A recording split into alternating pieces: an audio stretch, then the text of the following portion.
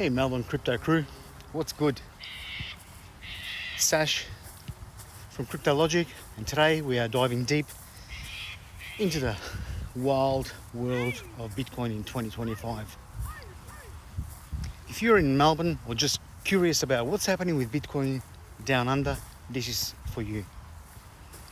We're talking local developments, global trends, and what it all means for us Aussies. Grab yourself an Americano, settle in, and let's unpack this. Trust me, it's going to be a ride. First up, let's talk Melbourne. This city is a tech powerhouse, and in 2025, our crypto scene is buzzing. We've got blockchain conferences popping off, inspired by global events like the G-Gate conference and the Teams Web3 AI Summit. These are huge for networking. Think developers, investors, and startups all mingling, sharing ideas and pushing Bitcoin forward. Right here in Melbourne, we're seeing local events where startups showcase DeFi and NFT projects. It's like a crypto festival, and it's putting Melbourne on the map as a blockchain hub. Now, let's get real about Bitcoin adoption in Melbourne. Back in 2015, things were rough. Banks shut down 13 out of 17 Bitcoin exchanges. Worry about shady stuff. But in 2025, the vibe's shifting. Cafes in Fitzroy, Collingwood are starting to take Bitcoin again. Thanks to you lot, young, crypto-curious Melburnians. Tech startups are even looking at holding Bitcoin as a treasury asset, inspired by big players like MicroStrategy or now Strategy. But here's the catch. The Australian Taxation Office is watching like a hawk. They're collecting data from exchanges to crack down on tax evasion. So if you're trading, keep those records tight. Speaking of regulations, Australia's a bit of a mixed bag. The Australian Transaction Reports and Analysis Centre, also known as AUSTRAC, make exchanges do know your customer checks, and fines for non-compliance are steep, like $18,780 a day. ASIC says Bitcoin's okay for exchange traded products, which is why we've got Bitcoin ETFs on the ASX. But they're super cautious about letting everyday punters like us dive in, which can be a bit of a buzzkill. Still, the US just passed the Genius Act for stablecoins, and that's got your regulators thinking, or our regulators thinking. Could we see a friendlier crypto law soon? Fingers crossed.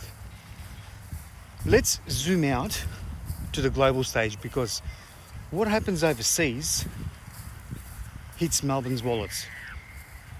As of today, August the 2nd, 2025, Bitcoin is trading at 175, 412 and 11. That's down 1% from yesterday's 178, 984.25, and 3% from last week's 178, 429.21.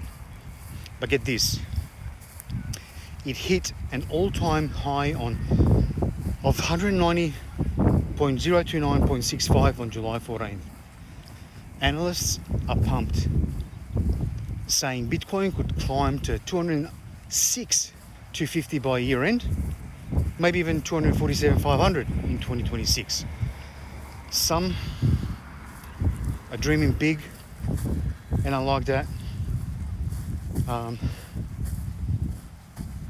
It'll be nice predicting 518, 250 by 2030. Why? Bitcoin supply is capped at 21 million coins, and we've already mined 19.9 million. We're nearly there, guys. Less supply, more demand, higher prices, simple economics. What's driving this? Institutional money is pouring in. Strategy dropped $1.68 billion on Bitcoin in January. And companies like Tesla are holding big stacks. Here in Melbourne, some tech firms are starting to copy that because Bitcoin is as an inflation hedge. Plus, there are 66 Bitcoin ETFs globally, managing 211.65 billion. That is huge for us Aussies because it means we can invest through the ASX without dealing with crypto wallets. It's safer, less volatile, and perfect for those of us who don't want to stress about private keys. But it's not all smooth sailing, guys. It's not. I've said it before, I'll say it again. Bitcoin's proof of work system guzzles energy, and globally, miners are under fire for it. In Melbourne, our small mining scene is leaning into renewables, which could make us a leader in green crypto. Then there's volatility. Bitcoin's price can swing like a pendulum. And don't sleep on quantum computing. Experts say it could threaten Bitcoin's security in 5 to 10 years. The good news, our tech hubs in Melbourne are already working on quantum resistant solutions. So, what's next for Melbourne's crypto crowd?